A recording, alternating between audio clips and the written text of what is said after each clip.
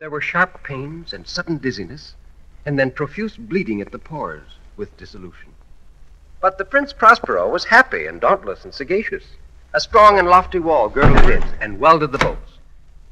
Without was the Red Death. Prince Prospero entertained his 1,000 friends at a masked ball of the most unusual magnificence.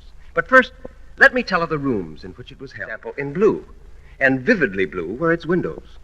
The second chamber was purple in its ornaments and tapestries, and here the panes were purple.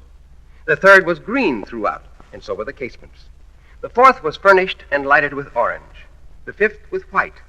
The sixth with violet. The seventh apartment was closely shrouded in black velvet tapestries that hung all over the ceiling and down the walls. It was in this apartment also that there stood against the western wall a gigantic clock of ebony.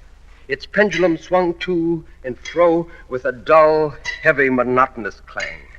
And when the hour was to be struck, there came from the clock a sound which was clear and loud. Before the last echoes of the last chime had utterly sunk into silence, there were many in the crowd who became aware of a masked figure not seen before. He was tall and gaunt and shrouded from head to foot in the habiliments of the grave.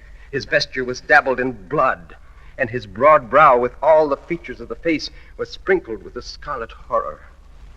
Prince Prospero was standing in the eastern or blue chamber when he saw the figure. Who dares insult us with this blasphemous mockery? Seize him and unmask him, that we may know whom we have to hang at sunrise from the battlements. It was then that the Prince Prospero, maddened with rage and shame of his own momentary cowardice, he bore aloft a drawn dagger and approached rapidly to within. He turned and confronted the prince. There was a sharp cry. The dagger dropped gleaming upon the sable carpet, and instantly afterward, Prince Prospero fell prostrate in death. Travelers threw themselves into the black room, seizing the mummer whose tall figure stood erect and motionless within the shadow of the ebony clock. They tore away the mask and the robe.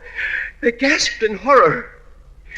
There was nothing inside, and the life of the ebony clock went out with that of the last of the gay, and the flames of the tripods expired, and darkness and decay and the Red Death held illimitable dominion over